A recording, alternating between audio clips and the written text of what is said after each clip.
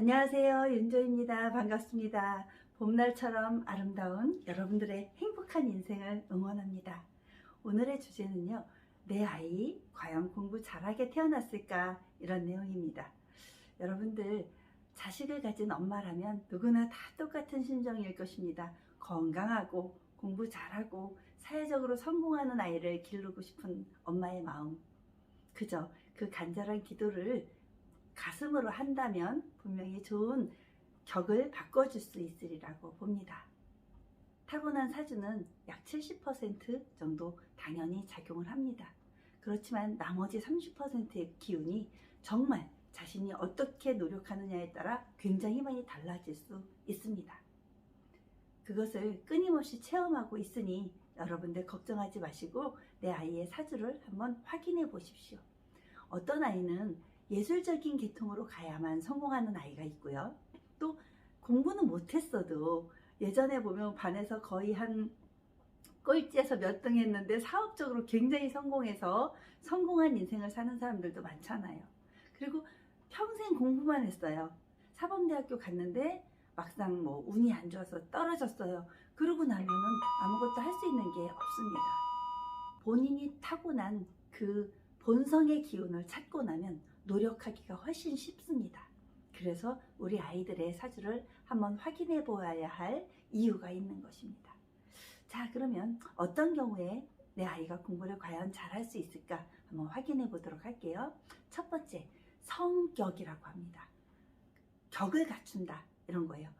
성공하는 격을 갖춘다 이렇게 되는 거거든요. 그러면 정관격, 정인격의 사주를 공부 잘하는 사주로 보는 것입니다. 정관격이나 정인격을 가진 사람들은요, 자존심이 최대 마왕입니다. 그래서 지구는 못 사는 그런 경쟁 심리도 있고요. 그리고 또 하나, 정인격은 워낙 성실하고 착하게 태어납니다. 원래 타고나게 선생님 말 잘 듣고 태어난 아이들 공부 잘할 수밖에 없겠죠. 거기에 식신까지 잘 유기하게 이렇게 조합해 있다면 어떤 현상이 벌어지냐면 선생님이나 뭐 교장 선생님 같은 경우도 마찬가지고요. 그죠? 그렇게 갖춰지게 됩니다. 그런데 거기에 또 재성운이 아주 잘 받쳐주고 있다면 장학생이 되는 그런 운도 있습니다. 그렇게 정관격, 정인격일 때 어떤 대운이 오느냐에 따라 또 달라져요. 그리고 두 번째 조건이 있습니다. 두 번째는요.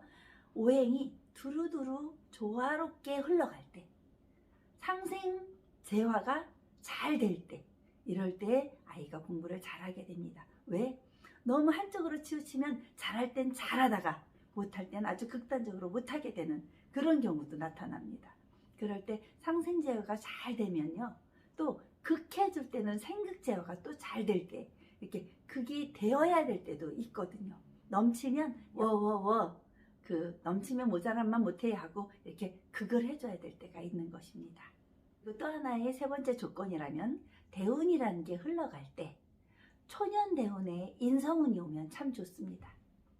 초년대운에 재성운이 오면 그걸 항마운이라고 해서 항문에 막아 끼는 운 이렇게도 봅니다. 근데 겁먹지 않아도 돼요. 그런 경우는 전체 조화를 보면 알 수 있습니다. 자, 초년에 인성운이 올 때 이 아이는 아무래도 공부해야 할 시기에 공부를 하는 것으로 오고, 중년에는 재성운이 올 때 내가 정말 돈을 벌어야겠구나 이런 생각을 하게 됩니다. 그래서 인성운, 관성운, 재성운 이렇게 흘러간다면 아주 좋은 조건이 되는 것입니다. 그러면 적재적소에 공부할 때 공부하고, 직업을 가질 때 직업을 갖고, 돈 벌어야 될 때 돈 벌고, 그리고 말년에 비견 이런 겁재운이 오면 자기 힘이 강해져서 자기가 나약하지 않은 상태로 노후를 살고, 이렇게 흘러가면 참 좋습니다. 그리고 또 하나의 조건이 있어요. 그래서 대운에서 또 하나의 조건, 네 번째 조건입니다. 없는 오행, 부족한 오행이 대운에 딱 채워져 주는 거예요. 그럴 경우에 굉장히 좋은 장점이 작용될 수 있습니다. 그렇게 공부 잘하는 사주의 조건을 한번 나눠보았는데요. 내 아이는 사주에 인성이 없어, 관성이 없어, 근데 공부를 잘해, 그죠? 그런 경우 있어요. 그런 경우는 필시 사주의 문창성이란 걸 갖고 있게 됩니다. 또 하나, 양인이라는 양인이라고 하는 그 격 하나를 갖고 있게 됩니다. 근데 양인이 2개 이상 중중하면 안 돼요. 그럴 경우는 너무 극단적으로 흘러가거든요. 네, 양인이 하나 있다는 건 자기 자존심을 목숨 걸고 챙기게 되는 그런 장점이 있기 때문에 나 이거 안 하면 쟤한테 지면 안 될 것 같아.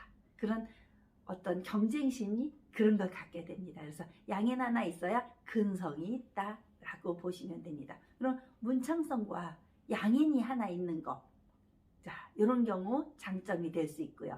그런 경우에 장점을 잘 살려서 내 아이가 공부 잘할 수 있다면 그 시기를 틈타서 쫙 밀어주시는 것입니다. 과외비도 아무 때나 밀어주지 말고 그런 시기에 밀어주면 굉장히 더 잘 될 수 있습니다. 자, 재성운에는 공부가 잘 안 돼요. 실제로 머리가 너무 팡팡 돌아서 내 아이는 너무 똑똑한데 왜 노력을 안 하지? 이런 경우가 제격이 많습니다. 그럴 경우에 또 재성운이 또 중첩돼서 온다면 이런 시기에는 아무리 돈을 써도 잘 안 되는 시기가 있습니다. 그런 경우에 조금 기다려주세요. 기다려주시면 얘가 그 다음에 대학 가는 그 시점에 그럴 때 잘 될 수도 있고요. 그러면 여러분들의 자제분들의 그 아이의 운명을 한번 점검해 보는 거 굉장히 좋겠죠. 제가 아니어도 됩니다. 굉장히 유능한 명리학자분들이 많습니다.